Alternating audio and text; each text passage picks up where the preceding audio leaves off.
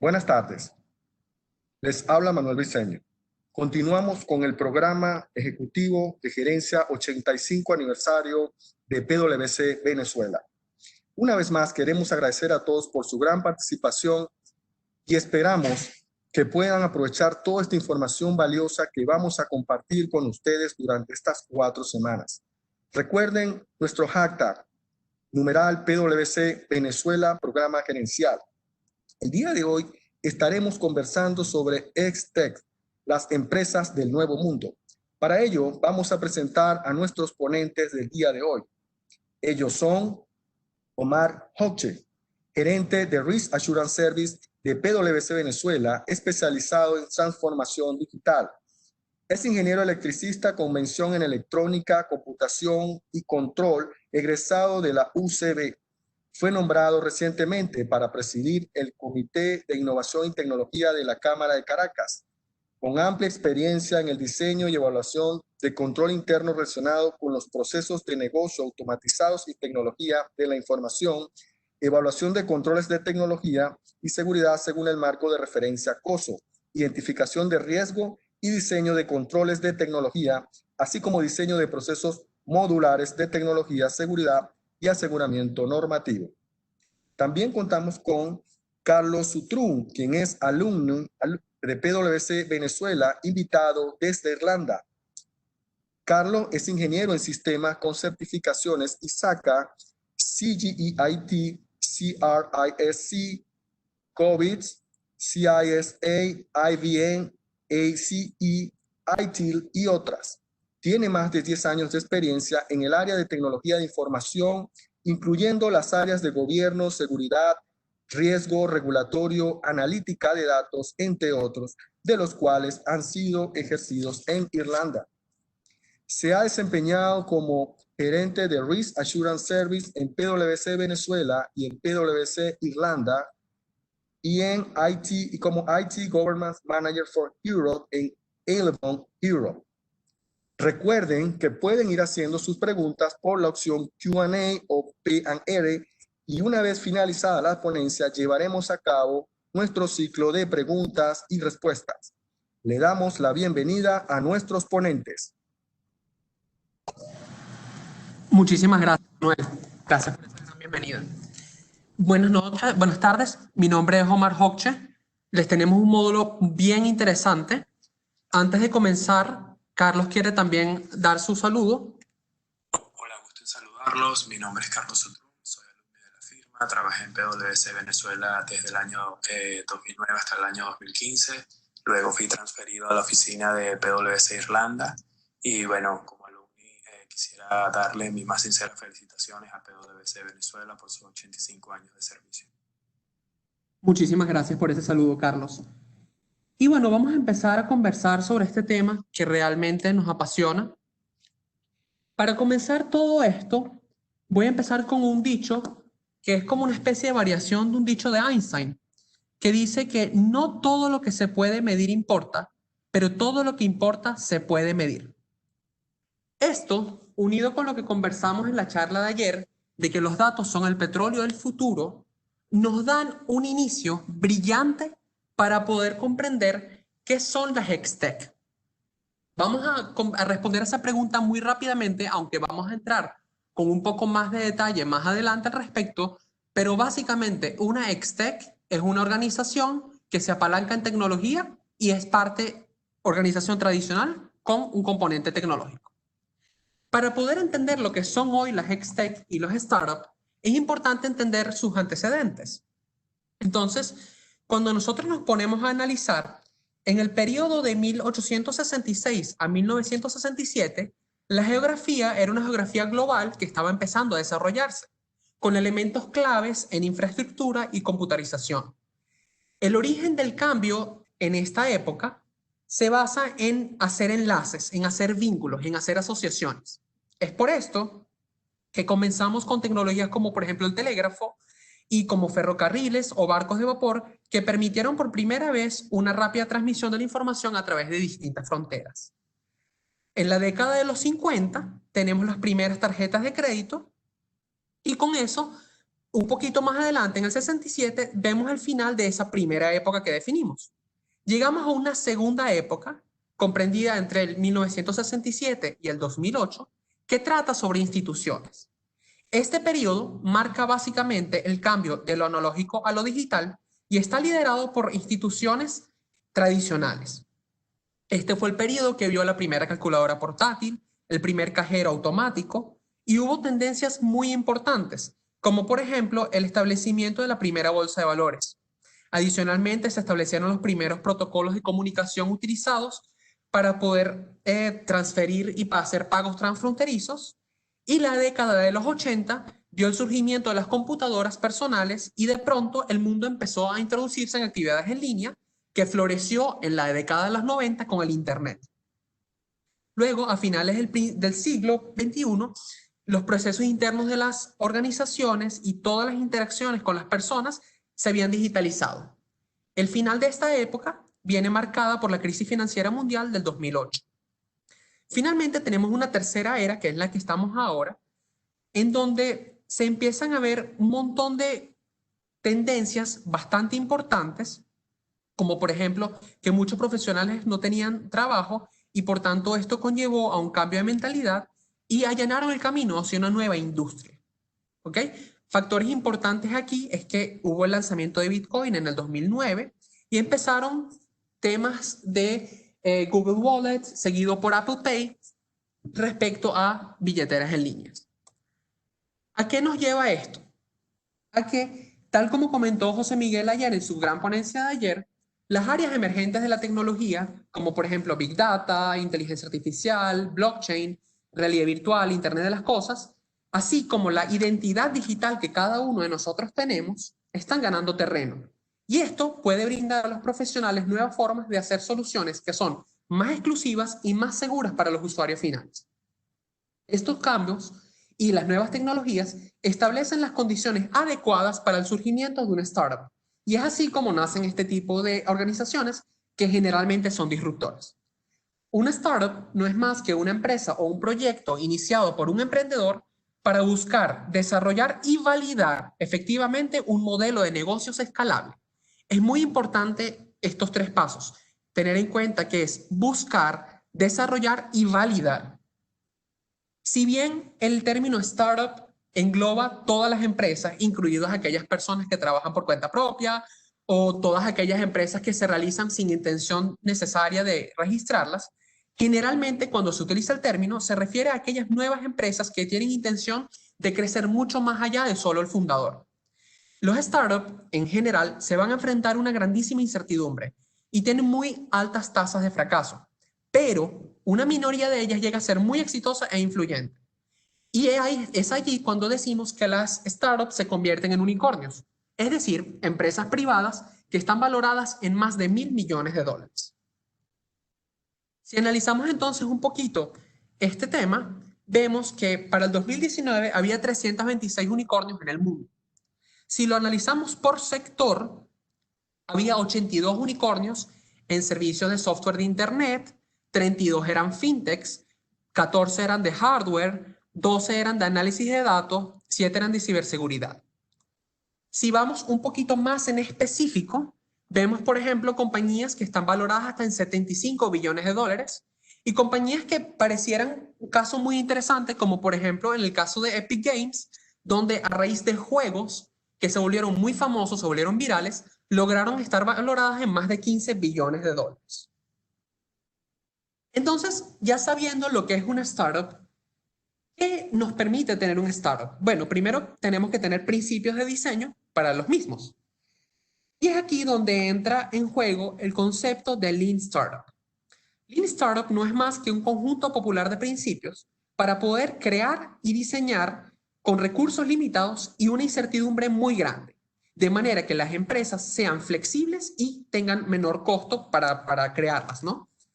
Esto se basa en la idea de que todos los empresarios pueden hacer unas suposiciones de cómo va a funcionar la empresa y van a poder probar esas suposiciones empíricamente. Estas pruebas son para validar o desvalidar los supuestos que se tengan y en función de eso tener una comprensión del modelo de negocio de las empresas. Si de esta manera se hace, van a tener un ciclo que es iterativo, que va a ser construir, medir, aprender y en función de ese aprendizaje volver a construir, volver a medir, volver a aprender y así vamos.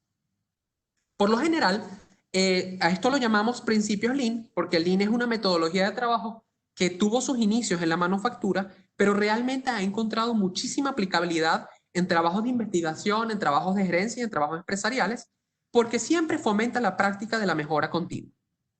Tenemos aquí entonces distintos principios, como por ejemplo Design Thinking, que no es más que un proceso iterativo, que no es lineal y es un proceso creativo centrado en resolver un problema de manera creativa, centrado en las personas. Es decir, yo tengo que comprender las necesidades de los clientes de manera comprometida para poder llegar a algo. Adicionalmente, un principio muy importante es que en los startups muchísimas decisiones se toman bajo incertidumbre y por tanto las startups tienen que ser ágiles y flexibles. De esta manera, los fundadores de estas organizaciones pueden incorporar distintas opciones para que puedan ser por diseño flexibles y puedan cambiar fácilmente en el futuro y de hecho más adelante vamos a ver ejemplos de esto. Adicionalmente, las startups suelen formar sociedades con otras empresas para permitir que el modelo de negocio funcione. Para hacerse atractivas a otras empresas, no es descabellado pensar que las startups tienen que alinear sus características internas, como por ejemplo el estilo de la gestión, los productos con la distinta situación del mercado, para poder agradar. De esta manera, se necesitan generalmente muchos socios diferentes para poder llevar a cabo una idea de negocio. Por otro lado, se debe tener un aprendizaje emprendedor, puesto que este tipo de organizaciones necesita aprender a muy gran velocidad sin quedarse sin recursos. Y acciones muy proactivas como por ejemplo de experimentación, de búsqueda, pueden mejorar el aprendizaje que se necesita para iniciar una empresa. Adicionalmente, para aprender de manera efectiva, pasa algo muy interesante, que es que la gente que está fundando la empresa suele hacer hipótesis falsables, es decir, son hipótesis que están sometidas a pruebas potenciales de que sean contradecidas. En función de esta contradicción, se crea una hipótesis más robusta y después se pasa a crear un producto mínimo viable y se realizan pruebas A/B. Las pruebas A/B son aquellas pruebas que en estadística comprenden experimentos aleatorios con dos variables y en función de esto se vuelve a tener un aprendizaje y se vuelve a iterar. Como verán, ya está empezando a ser como bastante claro que bajo los principios de diseño siempre es un constante aprendizaje, una constante iteración, una constante repetición. Finalmente, con los aprendizajes de la validación del mercado, el design thinking, todos estos principios Lean que hemos conversado, los fundadores de este tipo de empresas pueden diseñar un modelo de negocio. Sin embargo, aquí hay algo muy importante a tener en cuenta. Los fundadores no deben lanzarse de una vez a los modelos de negocio demasiado pronto, sino que tiene que haber primero un aprendizaje importante sobre la validación del mercado. En este aspecto es quizás más sabio no preocuparse demasiado por el modelo de negocio al principio, sino construir algo que la gente quiera. Y esto de que algo que la gente quiera es un principio básico para poder definir los tipos de XTech. Como nosotros podemos observar y ya aclaramos, las XTech son la unión básica entre una industria tradicional y una industria tecnológica. Tenemos así entonces que, por ejemplo, la fintech es una industria financiera que aplica la tecnología para poder mejorar las actividades financieras. Dicho a muy grosso modo, son todas las nuevas aplicaciones, procesos, productos o modelos de negocio en la industria de servicios financieros que están compuestos y proporcionados por un proceso integral de tecnología. ¿Ok? Como vamos a ver en varias de estas XTech, muchas de ellas tienen subdivisiones. Sin embargo, para entenderlo de manera genérica, FinTech es tecnología con actividades financieras. InsurTech es el uso de innovaciones tecnológicas que están diseñadas para poder aprovechar la eficiencia del modelo de la industria de seguros. Tradicionalmente, los seguros son un negocio antiguo y que tiende a favorecer a aquellas personas con mucha experiencia en el mercado, puesto que se utilizan tablas que son muy actuariales, y en función de esto, como son tablas muy amplias, se asignan a los buscadores de pólizas categorías de riesgo. Sin embargo, si se tienen uso como por ejemplo de tecnología de inteligencia artificial y en función de esa inteligencia artificial tienes aprendizaje profundo para manejar distintas tareas de los corredores, puedes tener una cobertura mucho más específica a menor costo. De hecho, según estudios, se espera que el mercado mundial de InsurTech crezca 41% anualmente entre el 2019 y el 2023. Por otro lado, tenemos las Legal Tech, que como su nombre sugiere, son aquellas empresas de derecho, aquellos bufetes de abogados o empresas de asesoramiento legal que se apalancan en tecnología. Tradicionalmente, apoyan áreas claves como por ejemplo facturación, automatización de documentos, almacenamiento de documentos, investigación legal, gestión de práctica, y esto cada vez es más común, puesto que realmente la cantidad de información que se está manejando en un bufete de abogados y la cantidad de correos que se tienen que manejar por un caso se están volviendo inmanejables para un ser humano. Por otro lado, tenemos en cuenta aquí que entran en juego una parte específica de esto que son los law bots. Todos hemos escuchado de los bots, bien sean de chat, bien sean que nos ayudan a hacer algo, pero los law bots, tal como el nombre sugiere, son una clase de aplicaciones de inteligencia artificial orientadas al cliente, que se utilizan para automatizar ciertas tareas específicas. Por otro lado, tenemos Health Tech, que es el uso de tecnología para mejorar eficiencia en la atención médica.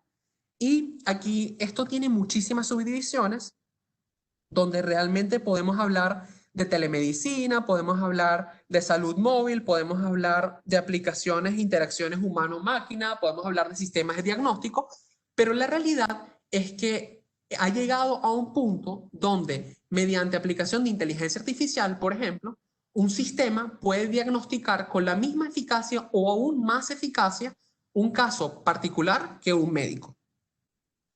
Después tenemos MarTech, que es la combinación de marketing y tecnología, y prácticamente cualquier persona que esté involucrada con el marketing digital está trabajando con MarTech, puesto que la naturaleza digital de esto está basada en la tecnología.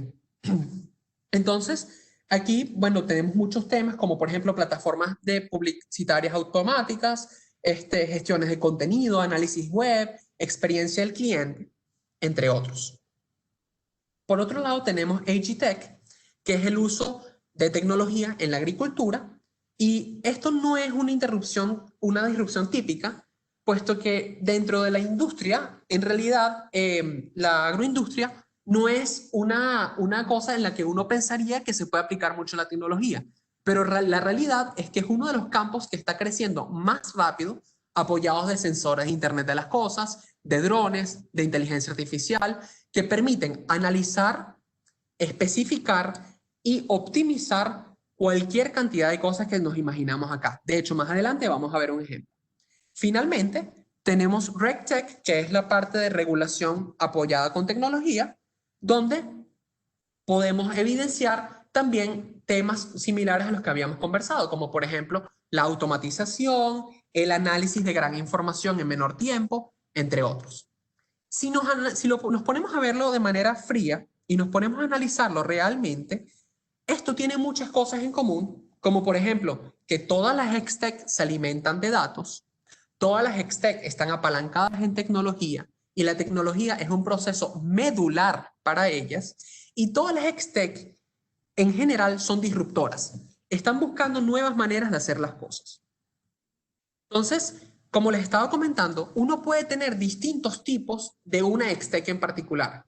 En el caso de las fintech, por ejemplo, tenemos fintech asociadas a pagos y remesas, como por ejemplo los e-wallets, las transferencias de dinero. Tenemos fintech que están muy basadas en criptomonedas. Tenemos fintech con finanzas alternativas. Aquí ya estamos hablando, por ejemplo, de crowdfunding, temas de recompensas, temas de donaciones, entre otros. Tenemos fintech más hacia consultorías, que son asesoramiento y finanzas personales. Y aquí la consultoría es muy curiosa porque no es solamente un ser humano el que la hace, sino que puede ser aplicada por una inteligencia artificial. Tenemos, por otro lado, herramientas empresariales y software, donde hablamos de temas como software como un servicio, que es SaaS, del inglés Software as a Service, y temas de puntos de venta basados en la nube, por ejemplo.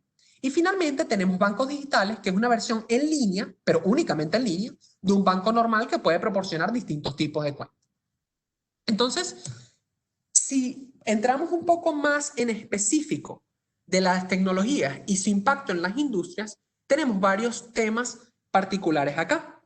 Por ejemplo, en cuanto a bienes raíces, utilizando blockchain, hay contratos inteligentes basados en esta tecnología que agilizan las transacciones de la propiedad.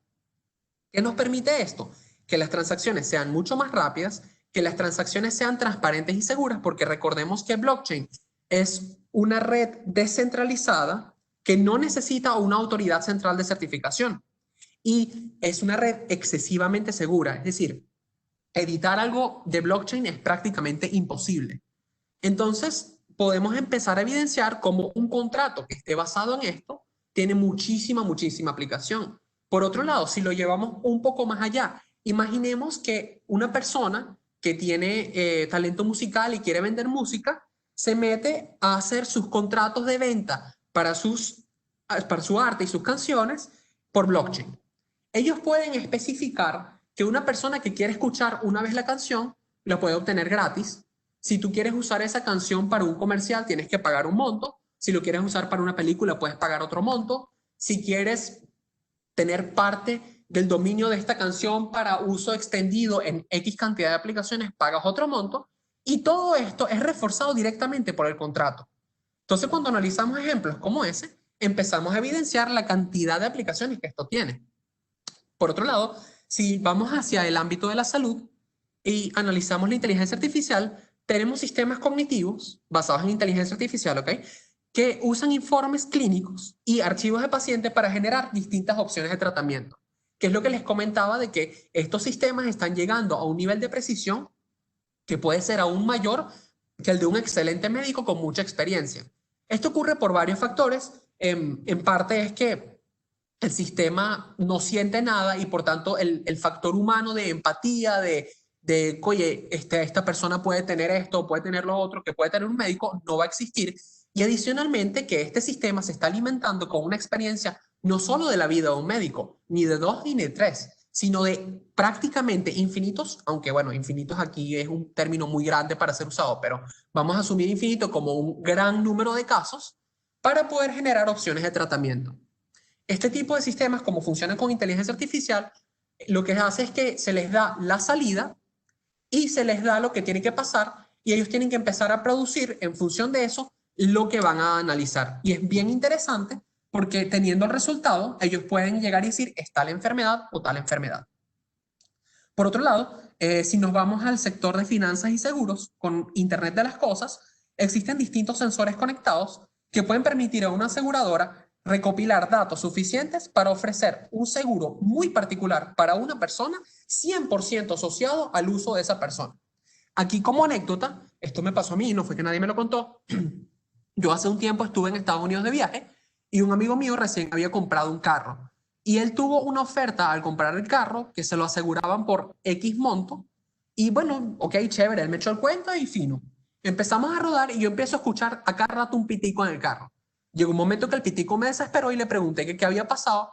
Y él me contó que dependiendo de sus hábitos de manejo, es decir, si él acelera de golpe, si él frena de golpe, si él da vueltas en U, si se para sobre un rayado, si toca corneta o si de repente está haciendo mucho zigzag, el sensor de Internet de las Cosas lo reconoce y esa información va guardándola y enviándosela a la aseguradora.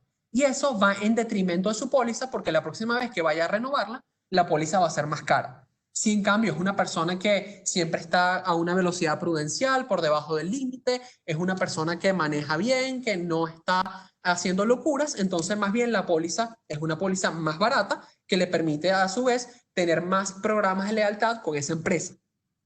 Entonces, es un caso muy importante y muy curioso de cosas que uno está empezando a ver en el mundo. Aquí hago la aclaratoria rapidísimo, ¿no? Internet de las cosas, como el nombre sugiere, es tener dispositivos que están conectados a Internet, más nada. Es decir, cuando yo hablo, por ejemplo, de un bombillo inteligente, es un bombillo que tiene conexión a Internet, mediante la cual yo puedo ver estadísticas de uso, puedo controlarlo, apagarlo, ponerlo más brillante o menos brillante y ese tipo de situaciones, ¿ok? Ahora, Yendo a otro ámbito, que es el de comercio minorista, y hablando de blockchain, tal como estábamos conversando, blockchain tiene el poder de registrar cualquier cantidad de cosas y poder hacer que esas cosas que están registradas sean trazables. Entonces, no es descabellado pensar que si, por ejemplo, se compra un automóvil y ese automóvil tiene un problema en una pieza, en vez de agarrar y pedir todos los automóviles del año 2000 tal, pueden agarrar y pedir los automóviles de la serie tal fabricados entre tal fecha y tal fecha. O más aún, si tienen un rastreo lo suficientemente específico, llaman a las personas en particular para que puedan hacer rastreo de este tipo de cosas. Respecto al transporte, bueno, con uso de inteligencia artificial y del Internet de las cosas, hay vehículos autónomos que poco a poco van a ir utilizando y llenando las calles durante esta próxima década, ¿no? Y esto va a incluir camiones que van a ir a largas distancias, es decir, tú mandas un camión de aquí a Valencia con una carga y ese camión se conduce solo. Entonces, esto tiene muchísimas ventajas, puesto que minimizas hasta cierto punto los accidentes.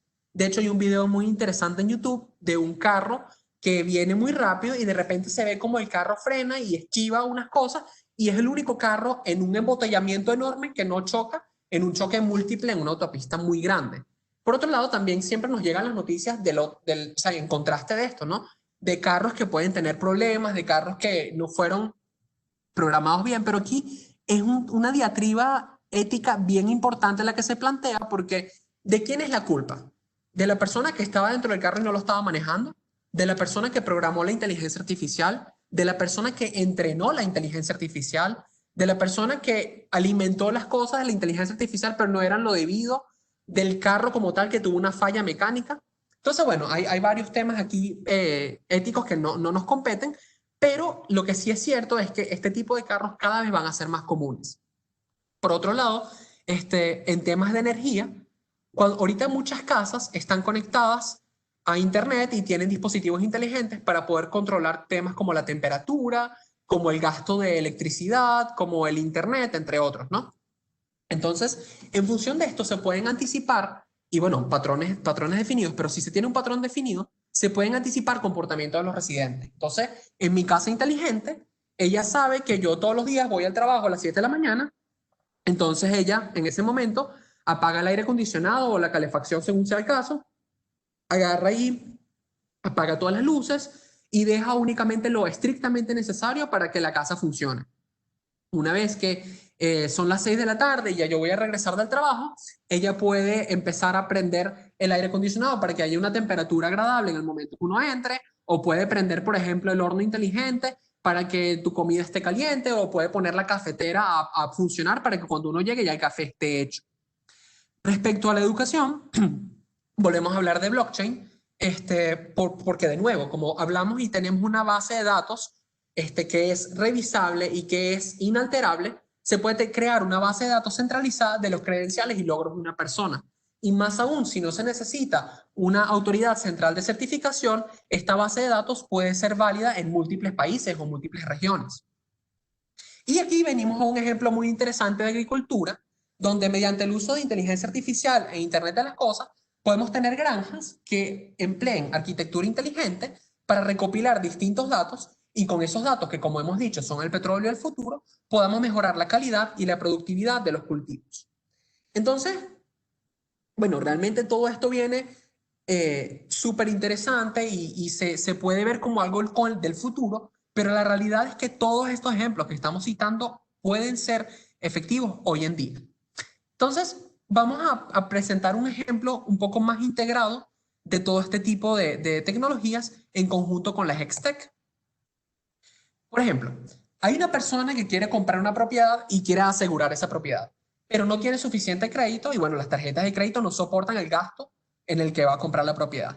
Entonces, esa persona primero acude a una fintech de micropréstamos que elimina la necesidad de las tarjetas de crédito y le otorga micropréstamos muy rápido. Con eso, esa persona agarra y tiene un dinero disponible y que es una parte de la propiedad, pero aún le falta un poco más. Entonces va a una hipoteca digital que le otorga una hipoteca digital preaprobada en 24 horas, sin papeleo, todo por internet, sin ni siquiera moverse de su casa. Finalmente, como ya tiene un poco más de dinero, va a una tercera fintech que lo que hace es optimizar el préstamo. Y esa fintech, mediante unos consultores que pueden ser robots, pueden ser seres humanos, puede ser una mezcla de ambos, idean un servicio para analizar y optimizar el proceso del préstamo que esta persona obtuvo. Finalmente, va a una organización Legal Tech o de Regulatory Tech y revisa los contratos almacenados en blockchain mediante el uso de los robots. Chévere, ya la persona tiene su casa y está contentísimo en su casa. Entonces, ahora se dio cuenta que tiene un poco más de terreno y desea hacer una siembra de maíz allí para, bueno, agarrar un poco más de dinero. Entonces, esa persona puede ir a una insurtech que va a analizar todas las condiciones del terreno y de la casa, utilizando, bueno, inteligencia artificial, big data, drones, y le ofrecen una póliza súper específica, hecha 100% a la medida de esa persona. Imaginemos un sastre que está haciéndole un traje, bueno, algo así similar. Y finalmente, esta misma persona puede ir a una Agitech para aumentar la producción pronosticada mediante uso de satélites, uso de inteligencia artificial, uso de drones, uso de Internet de las cosas. Entonces ustedes dirán, bueno, pero ¿en qué me está ayudando la Agitech en particular? Que bueno, que la persona puede analizar que la parte norte del territorio tiene más humedad y que el pH del suelo es distinto que en la parte sur. Entonces, el cuidado que tiene que darle a la siembra en la parte norte es distinto al de la parte sur. Además, tiene drones que están allí 24/7 volando y están analizando las condiciones de ese terreno para asegurar una siembra efectiva que sea muy óptima. Y por otro lado, tiene satélites que están tomando la figura grande de lo que está ocurriendo allí y en función de eso tomar decisiones. Y esas decisiones pueden ser cosas como cuántas semillas voy a comprar, cómo minimizar y optimizar, por ejemplo, el gasto de pesticidas o comprar los adecuados para el tipo de plaga que se tiene, entre otros. Si a esto le sumamos que todos los contratos para los seguros, análisis de la información de créditos y todos los préstamos son almacenados en blockchain, llegamos a un mundo que parece el futuro. Pero la realidad es que no es el futuro. Esas son cosas que estamos viviendo hoy en día. Todo eso se puede hacer hoy en día.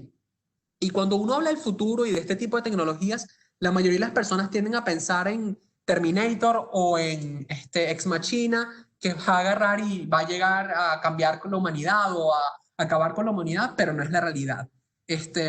Vamos a escuchar a nuestro invitado de Irlanda, quien tiene una anécdota respecto a esto.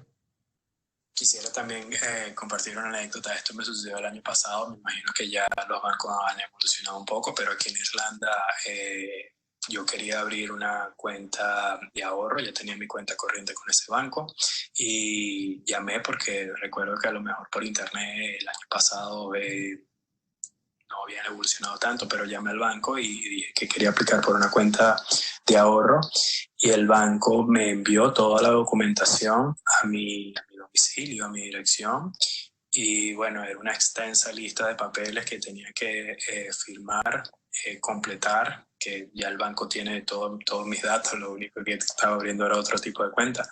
Y tenía que completar todos esos datos y enviarlo otra vez por correo. Eso, o sea, a mí me impactó muchísimo. Y bueno, fue de ahí, desde el año pasado, que empecé a buscar otras alternativas y la fintech que estoy usando, la empresa que ofrece digital banking, abrí la cuenta en 2 minutos. Hice 3, 4 clics y ya no fui a ninguna branch o simplemente 2, 3 clics. Tomé una foto de mi pasaporte, lo envié, todo digital y ya tenía mi cuenta de ahorro. No solamente logré abrir la cuenta en 2 minutos con 5 clics, sino que también tenía una cuenta en pounds, en dólares y en euros. Sencillo. No tuve que ir al banco ni completar ningún tipo de papeles. Y es por esto que las fintech son muy valoradas y muy bien vistas por millennials y jóvenes. La encuentran bastante amigables, no lo ven como algo muy, digamos, a la antigua, ¿no? De ir a un banco, de ir a una sucursal, de sentarme y hablar con un asesor. Lo ven bastante práctico, ¿no? No necesito perder tiempo y en ir a una sucursal, sino desde mi teléfono móvil puedo hacer eso y más. Una diferencia importante de tiempo y conveniencia en lo que nos cuenta Carlos, ¿no les parece? Ahora vamos a hablar de un caso de uso bien interesante de Marketing Tech en PwC. Cuando uno piensa en mercadeo, y en este caso, bueno, hablando de Marketing Tech, MarTech, automáticamente uno se imagina en que quiere vender algo, ¿ok? Pero la realidad es que el mercadeo puede ser utilizado para muchas otras cosas, como por ejemplo la promoción y el impulso de iniciativas internas. Para poder permitir la transformación digital e impulsar la transformación digital, PwC se propuso una cosa, que es cambiar la mentalidad de los empleados. Porque hicieron análisis y su investigación apuntaba a que si se cambiaba la mentalidad de los empleados, se podía llegar a resultados mucho más comprometidos con gente mucho más contenta.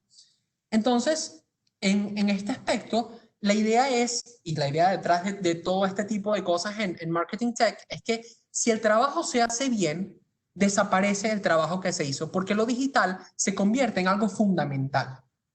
Entonces, básicamente, el plan consistía en un plan de 3 pasos, ¿ok? Primero se tenía un proceso que unía los negocios, la experiencia del usuario y la tecnología. Pero lo importante es que ellos veían aquí los desafíos de la compañía desde una visión muy holística. Y parte del nuevo proceso era encontrar nuevas formas para hacer que las personas piensen creativamente.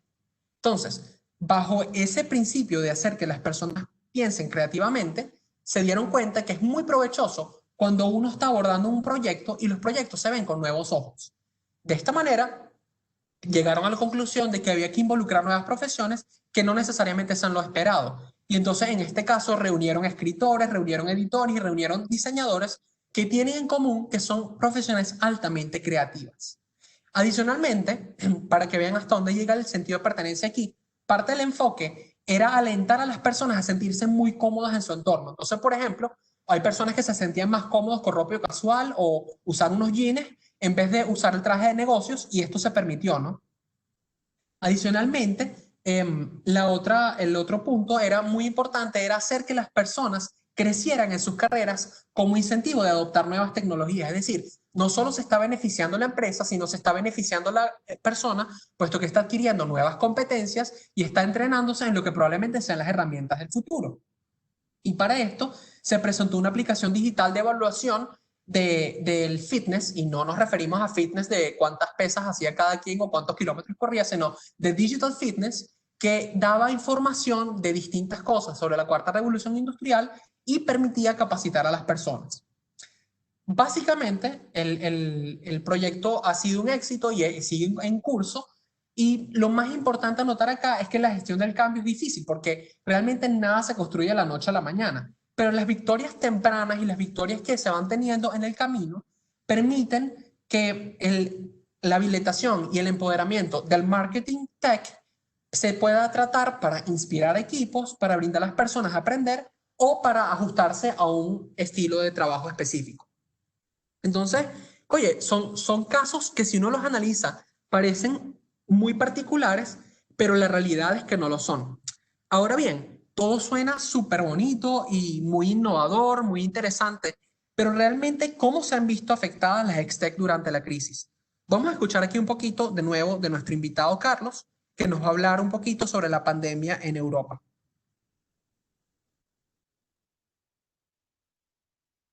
Aquí en Europa, debido a la pandemia,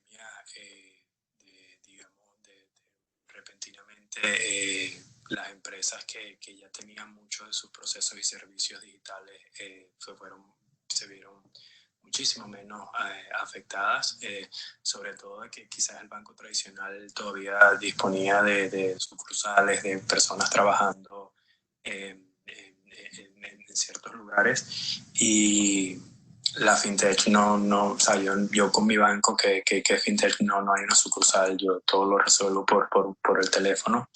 Y bueno, ya la gente ya de esa empresa ya trabajaba desde casa, y aquí en Europa, por ejemplo, siempre decimos que el trabajo de sus inicios siempre fue una actividad y no un lugar. Digamos, la locación del trabajo es irrelevante, lo importante es el servicio que se esté prestando. Y les voy a contar una anécdota. Yo me mudé justo antes de que arrancara aquí la pandemia en marzo, donde se aplicaron controles para digamos, evitar que se propagara más el virus. Y bueno, logré mudarme antes a un nuevo apartamento antes de que pusieran mayores controles, restricciones.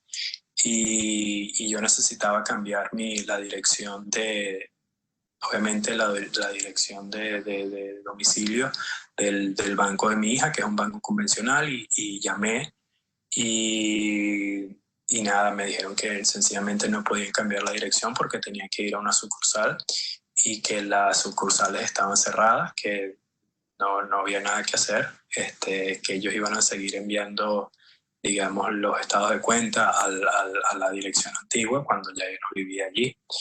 Y en cuanto a la fintech que yo uso, que es el banco que estoy usando actualmente, hice 2 clics. Me metí desde mi móvil, cambié la dirección, me hicieron unas preguntas de seguridad, todo por el teléfono, y cambié mi dirección. Para que vean un poco de qué estamos hablando, ¿no? Si comparamos la fintech con la banca tradicional. Súper interesante la anécdota, y aquí podemos evidenciar de primera mano lo que habíamos conversado, de que las empresas startup o las Hextech suelen ser empresas ágiles. Y la realidad es que es muy fácil echarle la culpa a factores que sean externos a nosotros, ¿ok? Pero antes de que llegara la situación actual, solamente un número limitado, y para citar el ejemplo de Carlos, de fintechs, estaban llegando a un punto de equilibrio o un punto que fuera rentable, lo que realmente representaba un problema para el sector. Recordando lo que hablábamos antes, vamos a tener en cuenta que son organizaciones que generalmente se enfrentan a una grandísima incertidumbre. Y el volumen de acuerdos globales a través de fintech también disminuyó considerablemente durante el primer trimestre. Es decir, en febrero las transacciones cayeron 22% respecto al año anterior. Se pronostica que este tipo de ingresos por pagos en el mundo, o sea, globalmente, van a caer entre un 8 y un 10% a medida que los gastos siguen disminuyendo. En particular, las fintech que están asociadas a transacciones transfronterizas, recordemos de nuevo aquella lámina donde hablábamos de cada tipo de fintech, como por ejemplo los gastos de viaje o de pagos internacionales, se van a ver mucho más afectadas por las restricciones a los viajes y al comercio internacional. Todo esto que acabamos de comentar ahorita, aunque son hechos, parecen bastante fatalistas. Sin embargo, para contraste, la revolución fintech, o sea, las primeras fintech establecidas formalmente que causaron este revuelo y todo este cambio, surgieron en parte de la crisis financiera anterior. Y las nuevas empresas tienen un historial de ser ágiles, tal como estaba comentándonos Carlos. Entonces, es muy probable que puedan responder rápidamente a la incertidumbre. Y es también bastante lógico pensar que hay distintas maneras en que el enfoque de innovación pueda proporcionar un estímulo para la recuperación de la economía.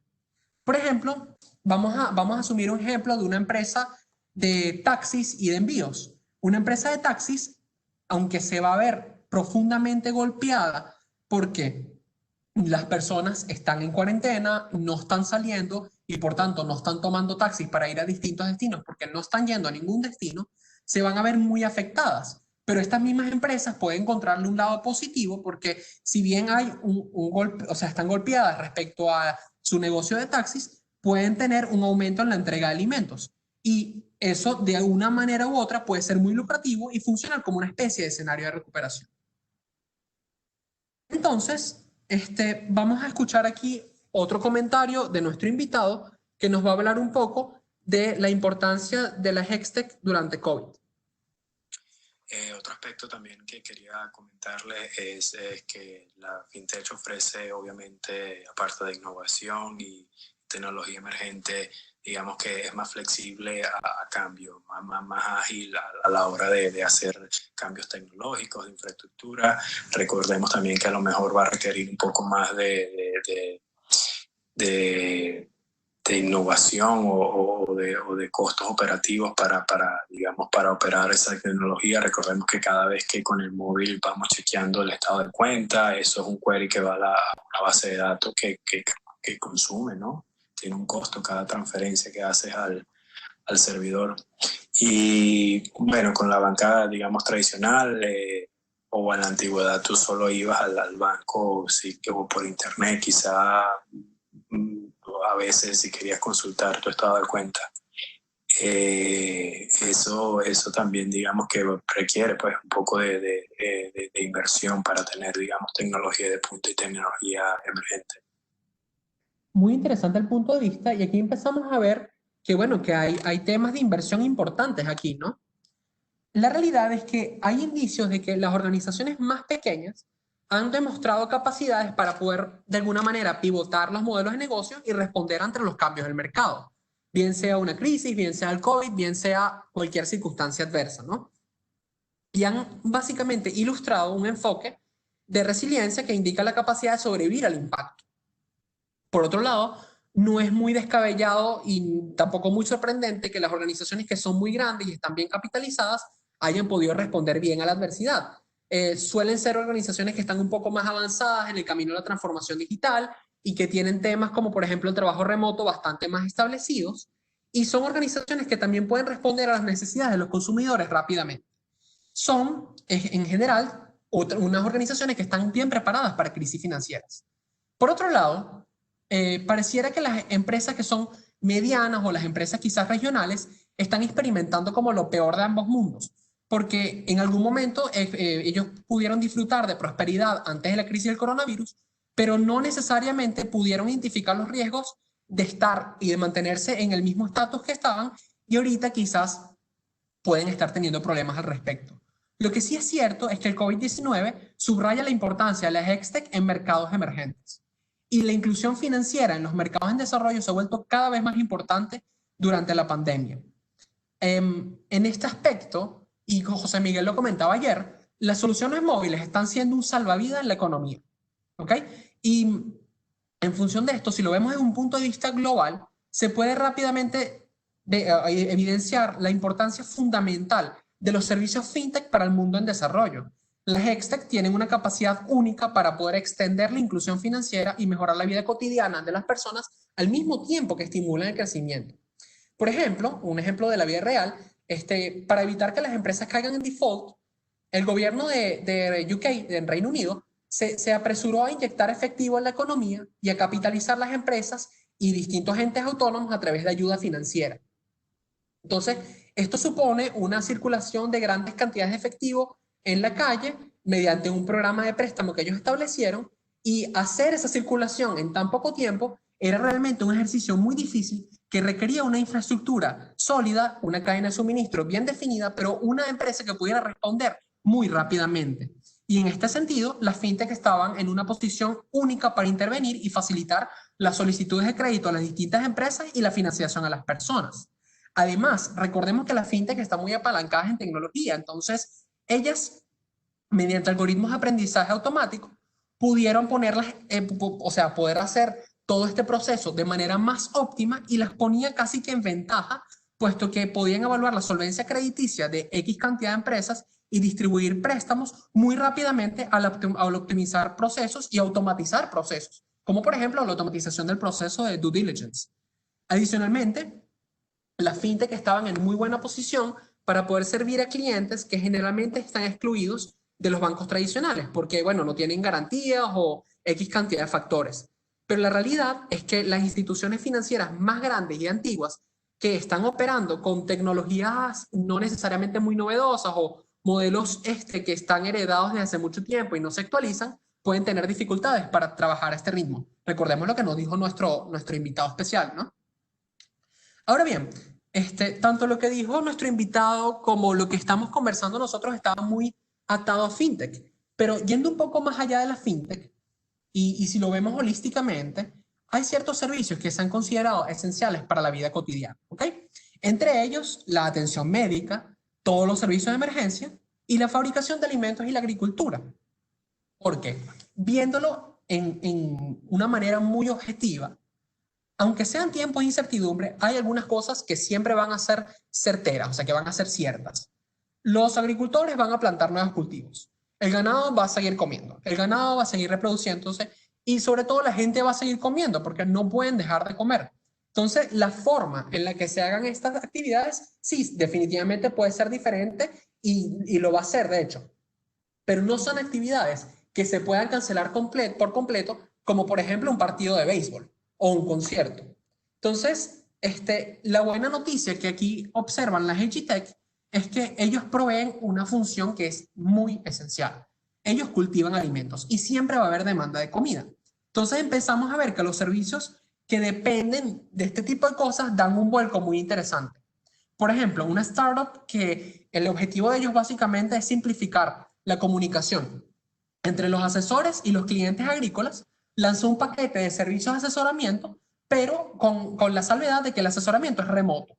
Y ellos te aseguran un pequeño equipo de expertos donde configuras un equipo de X cantidad de asesores por un costo mensual. Además, la startup te permite conectarte con los asesores en vivo utilizando video y otra cantidad de funciones que la aplicación tiene para poder resolver problemas en tiempo real a medida que ocurren. Y si nos fijamos y analizamos esto, volvemos de nuevo a lo que habíamos conversado. Los datos son el petróleo del futuro. Es decir, si no tenemos datos, no tenemos nada, pero si tenemos datos, tenemos una información increíble que podemos utilizar. Por otro lado, otras compañías de EdgyTech ofrecen productos y servicios gratis o descuentos o medidas de apoyo a los agricultores. Por ejemplo, una organización en particular lanzó 4 semanas de ofertas especiales para poder apoyar a agricultores. Y esto incluye descuentos importantes en productos químicos y semillas. Lo realmente interesante no son los descuentos por un tiempo, porque son muchas organizaciones lo hicieron, sino que por cada solicitud calificada que se hiciera en ese tiempo, la EdgyTech donaba $100 a una organización sin fines de lucro para poder ayudar a todas aquellas familias agricultores cuya oportunidad y capacidad de operar a través de la pandemia se ha visto afectada. Mientras tanto, otra startup para ayudar a sus clientes estaba ofreciendo servicios gratis para cultivos satelitales. Yendo un poquito más allá de EdgyTech y hablando de marketing tech, pareciera aquí un caso muy importante porque las empresas están intentando mantener el nombre e intentando mantenerse relevantes, aunque esto implique ofrecer servicios gratis. Porque si lo vemos desde el punto de vista del consumidor, el consumidor busca marcas y el consumidor busca negocios que sean conocidos.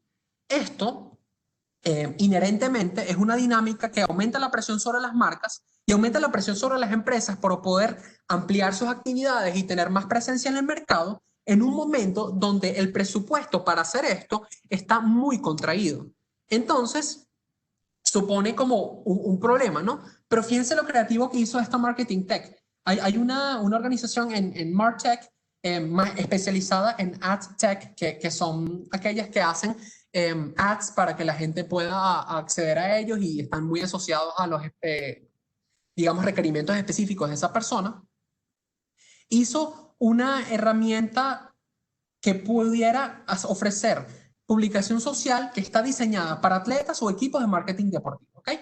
Ellos tenían planes de sacar una solución de eso para empresas y para atletas y equipos de marketing deportivo, pero mucho más adelante, a finales de este año. Sin embargo, hicieron un pivote muy rápido en respuesta al brote de COVID-19 y adelantaron la fecha de lanzamiento por un mes, por varios meses, y pusieron un mes de promoción donde el costo era considerablemente reducido porque sabían que las comunicaciones iban a ser muy claves durante estos tiempos difíciles. Entonces, fíjense la velocidad con la que se adaptaron. Ahora bien, estamos hablando muchísimo de las HexTech, pero ¿cuál es la relación entre el sector tradicional y las HexTech? Aquí esta es una disertación bastante larga y bastante compleja, pero nosotros nos tomamos la tarea de decantar esto a un ejemplo muy claro, que es el de los servicios de pagos. ¿Ok? Si nosotros analizamos los servicios de pagos, podemos ver que los desarrollos tecnológicos y que las nuevas fintech están teniendo un impacto enorme sobre este tipo de servicios y, por ende, sobre los bancos, quienes han tenido que adaptarse para poder desenvolverse en el panorama, ¿no? Entonces, los bancos han tenido que ajustar las estrategias para poder evolucionar como una respuesta a fintech y no solo a la fintech, sino a la digitalización general que estamos viviendo, migrando entonces a una plataforma que está centrada en el cliente y con iniciativas de pagos que sean novedosas. Entonces, si nosotros lo vemos, no solo han tenido que adaptarse al panorama digital, sino también un espacio que es cada vez más competitivo, porque ya no solo tienen como competencia la banca, sino las fintechs. Entonces, decir que existía un grado de incertidumbre del sector era como que verlo muy sencillamente, ¿no? Y obviamente este grado de incertidumbre que ya estaba, se ha visto agravado por la pandemia. Pero lo interesante acá es que en vez de que las empresas reaccionaran, la reacción fue reemplazada por acción. Puesto que si tomaban un enfoque de, bueno, yo voy a esperar y voy a ver qué pasa aquí, era demasiado riesgoso. Entonces, a raíz de la presión que introdujeron los disruptores, los bancos se adaptaron a la innovación y buscaron aprovechar ellos directamente la tecnología emergente para poder mejorar los pagos. Para adaptarse entonces a este nuevo mundo, tuvieron que agarrar estrategias nuevas como programas de incubación y aceleradores, que son programas básicamente donde un consultor te ayuda a ser más ágil y a moverte más rápido dentro del mundo que está cambiando tan rápido, así como creación de centros de innovación como para trabajar con fintechs y poder trabajar con clientes en conjunto para crear ideas novedosas que enriquecen a su vez a los procesos de negocio. Entonces, lo interesante que llegamos aquí cuando decantamos esto es que la relación banco-fintech permitieron que los bancos se involucren en desarrollos y pudieran tener una visión de cómo el fintech puede impactar la industria. Pero no solo esto. Esto ha reafirmar el rol de los bancos dentro del futuro de los pagos. Por otro lado, como es una sociedad recíproca, las fintech pudieron beneficiarse de la base de clientes de los bancos, de la confianza que se tiene en los bancos y de la seguridad respecto a los pagos y las transacciones, así como las regulaciones de la industria y la mitigación de riesgo, donde los bancos son expertos y las fintech no suelen tener mucha experiencia. Como reconocimiento de esto, entonces, los bancos a su vez progresivamente están entendiendo cómo la importancia y el valor de la colaboración interbancaria y con la fintech es importantísima y que la meta se ha convertido en básicamente trabajar juntos para poder impulsar el progreso a través de temas como la estandarización, la interoperabilidad y el apoyo a las iniciativas de la industria. Pareciera entonces que la situación recíproca es muy ventajosa porque las fintech inherentemente crean más competencia en los mercados financieros y brindan servicios que las instituciones financieras tradicionales prestan de manera menos eficiente o simplemente no prestan. Pero de esta manera amplían la cantidad de usuarios que se tienen. Y en la mayoría de los casos, las fintech proporcionan una forma más eficiente de hacer las cosas que siempre se han hecho. Sin embargo, los bancos de esta manera están muy bien posicionados para adoptar las innovaciones tecnológicas y hacer las cosas viejas de una nueva manera. Entonces, es bien interesante la asociación a la que han llegado y como que la colaboración que han tenido. Ahora bien, como comentó José Miguel ayer, no todo es color de rosas. Y siempre respecto a cualquier organización y sobre todo respecto a la Hextech, por todo lo que hemos conversado, van a existir riesgos. La cosa es tomar estos riesgos de una manera más inteligente a través de la transformación digital. Una vez que tenemos en cuenta todo el análisis que estábamos conversando respecto a cómo navegar las crisis, cómo manejar ciertas situaciones adversas, es evidente que los riesgos siempre van a estar allí. La cosa es buscar una manera de manejarlos, de navegarlos. Y lo primordial acá es minimizar los riesgos, ¿no? Entonces, para esto, parece lógico tomar una forma de riesgo mucho más inteligente a través de temas de transformación digital. Entonces, existe un estudio de PwC que se hizo en el 2019 que revela 6 comportamientos que dividen el riesgo en distintas organizaciones para poder asumir aquellos viajes digitales que ellos van a embarcarse. Existe un grupo que son los grupos dinámicos. Entre este grupo podrían encajar, por ejemplo, las Hextech, que son los que llevan la batuta, y un grupo que está un poquito más rezagado, que son los activos, y un grupo que simplemente está comenzando, que son los principiantes. Entonces, si nosotros lo analizamos, respecto a la eficacia de la gestión de riesgos en el viaje digital, las organizaciones que son dinámicas pueden tener muchísima más eficacia. Fíjense que es un 89 contra un 76 y un 56 respecto a los principiantes. Adicionalmente se encuentran por delante o cumpliendo el camino de la hoja de la ruta digital y están dispuestos a asumir más riesgos que en el pasado porque se ve que los pueden manejar de manera adecuada. Por otro lado, las organizaciones con funciones de riesgo dinámicas cumplen o superan las expectativas en toma de decisiones, en experiencia de cliente y en crecimiento de los ingresos. Si entonces abstraemos un poquito toda esta información, pareciera que existen 6 hábitos dinámicos que nos impulsan a una toma de riesgos mucho más inteligentes. En primer lugar, participar en el plan digital de la organización, no hay cosas separadas aquí, todo el mundo tiene que participar en el plan digital, se tienen que mejorar y se tienen que inyectar nuevo talento para poder moverse a la velocidad que va a demandar la organización. Se tiene que encontrar la opción adecuada para la tecnología emergente, porque no todas las tecnologías son iguales ni todas las organizaciones son iguales. Se tiene que permitir que la organización actúe sobre los riesgos en tiempo real. Se tiene que involucrar activamente a todas las personas que tomen decisiones en aquellas iniciativas que sean clave y que nos permitan seguir adelante. Y se tiene que colaborar y alinearse para poder proporcionar una visión consolidada de los riesgos y no verlos desde un solo punto de vista. Ahora bien, si nos ponemos a analizarlo y lo extrapolamos a la realidad venezolana, según el Banco Interamericano de Desarrollo, para el 2018 había 1.166 emprendimientos fintech en América Latina. Como estadística, 46% de la población adulta no tiene cuenta bancaria, es decir, no están bancarizados. Y el 50% de la población ya cuenta con acceso a Internet. Entonces, es muy interesante analizar la posición en la que están las HexTech y las FinTech en este tipo de situaciones, porque para muchas personas los teléfonos móviles son la única conexión con las herramientas financieras, con la información, con X cantidad de servicios vitales. Esto significa que realmente no es una cuestión de conveniencia poder hacer las cosas de seguridad desde el celular, sino es una necesidad hacerlos de esta manera. Además, en los países que están en desarrollo, las personas necesitan un poco más de adelantos de crédito y van a consumir mucho más datos para poder mantenerse en contacto durante estos tiempos difíciles. Adicionalmente, se puede ver que necesitan servicio de microfinanzas sin que haya contactos en personas, obviamente para minimizar el riesgo de contagio, y administrar todo este tipo de cosas en las que estamos hablando es un desafío bien importante. Pero teniendo una tecnología adecuada, un análisis de inteligencia artificial adecuada, un machine learning, big data, realmente puede marcar la diferencia. Y aquí es donde estábamos conversando que las HexTech tienen una posición privilegiada. Entonces, si lo llevamos a Venezuela, el mercado venezolano realmente no está tan desarrollado respecto a las HexTech. Una fintech que venga de América Latina o de Estados Unidos o de Europa, que tenga precios competitivos, puede realmente arrasar con el mercado siempre y cuando cumpla con las regulaciones necesarias. Pero entonces aquí empiezan a verse dos cosas muy particulares.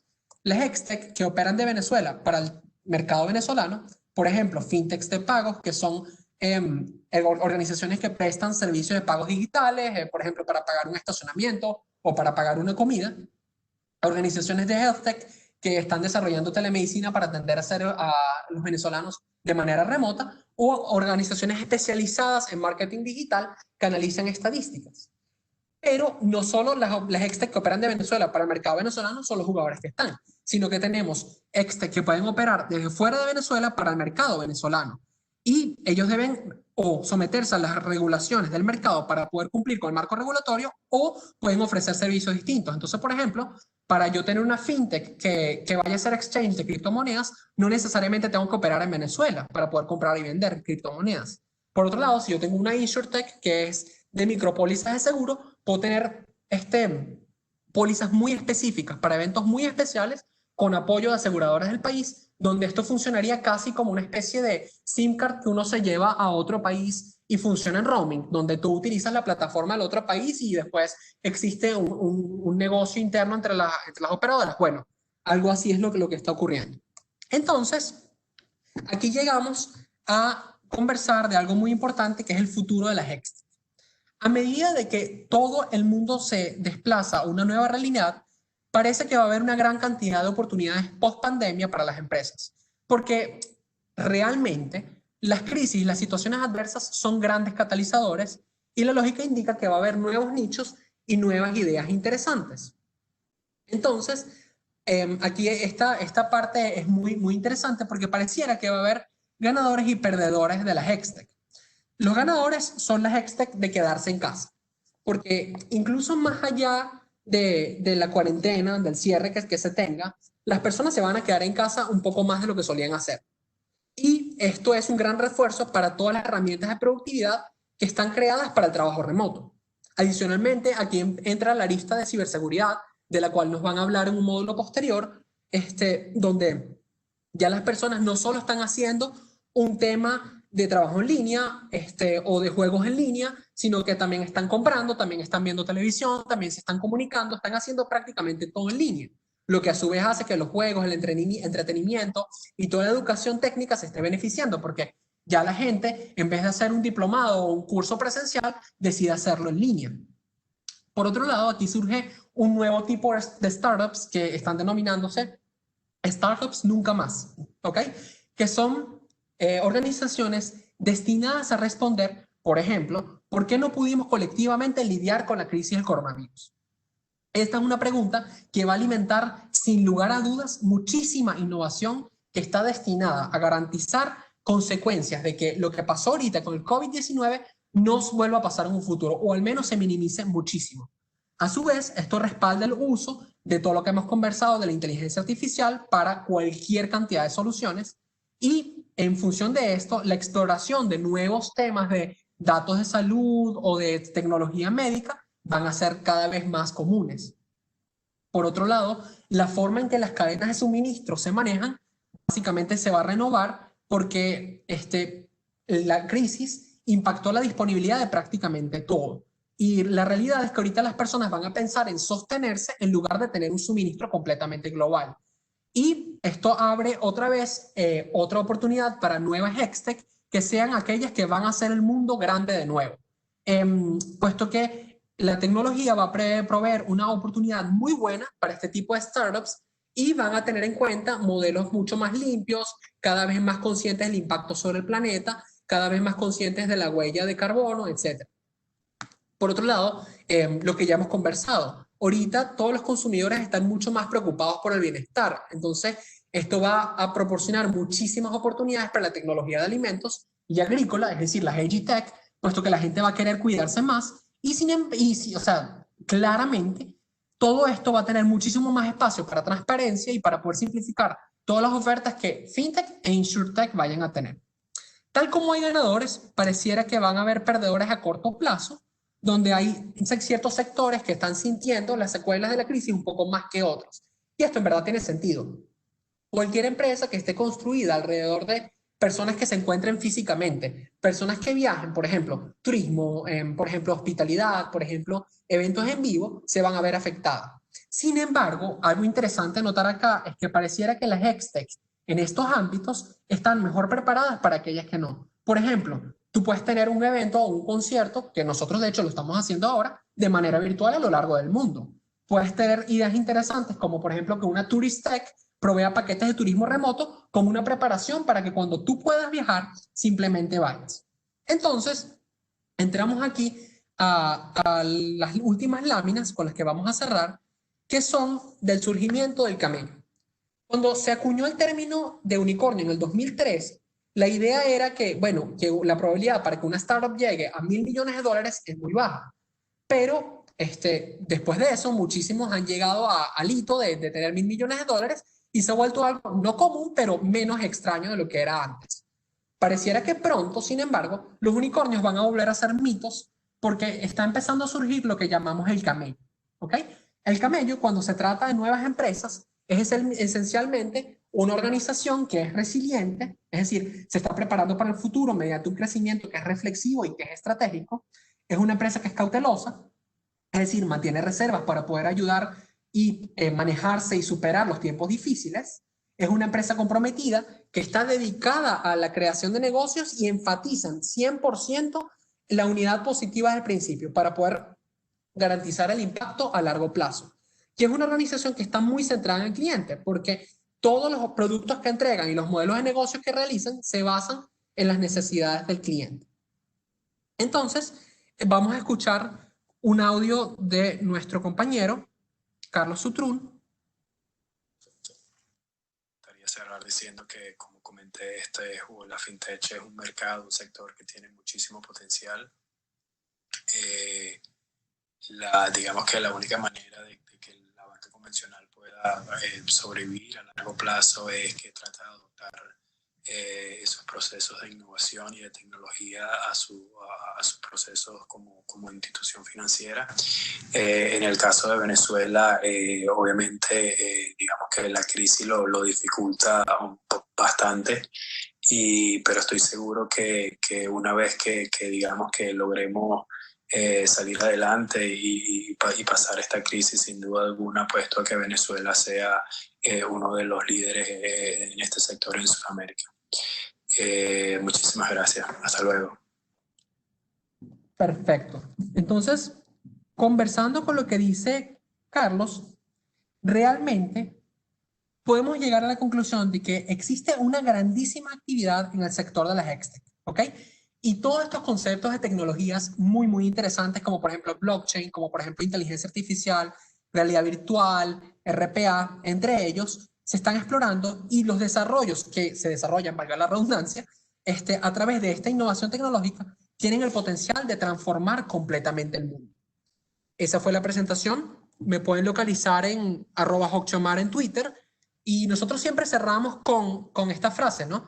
El futuro es digital, démosle forma al futuro juntos, reimaginemos lo posible. Quiero tomarme simplemente un último minutico para agradecer a Emily Cross que me apoyó en las láminas de esta presentación, que realmente me ayudaron mucho para el transcurso de la presentación. Excelente, Omar. Excelente ponencia. Muchísimas gracias a Carlos Sutrum desde Irlanda. Ahora vamos con nuestro ciclo de preguntas y respuestas. Por aquí nos preguntan, ¿qué le recomendarías a una persona que quiere empezar una XTech en Venezuela? Wow, no podíamos empezar con algo un poquito más fácil. Chavales, realmente cuando se va a hacer una empresa de este estilo, lo primero que hay que ver es a dónde quiero ir, qué es lo que quiero llegar, cuál es mi objetivo. Antes de ponerse a hacer un modelo de negocio, antes de ponerse a hacer una aplicación, antes de ponerse a hacer lo que sea, hay que buscar qué necesidad quiero resolver yo, qué solución quiero tener, para en función de esto poder tener claro el camino que se va a llegar. Cuando se tiene claro el camino de a dónde se quiere llegar, bueno, se empieza con el modelo de negocio, se empieza a hacer el proceso iterativo que conversamos al principio de Lean, se empieza a desarrollar la aplicación o la solución o lo que sea de lo que vaya la XTech. Excelente.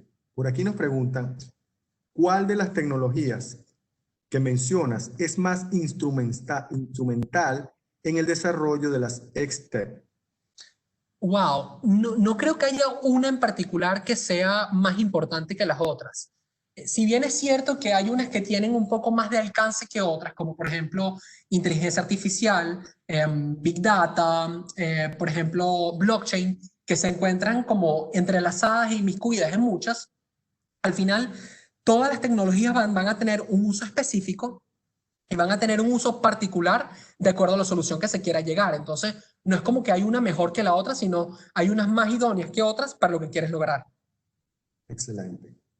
Aquí preguntan, ¿qué tipo de dificultades ves en el panorama mundial para el surgimiento de nuevas startups después de la pandemia?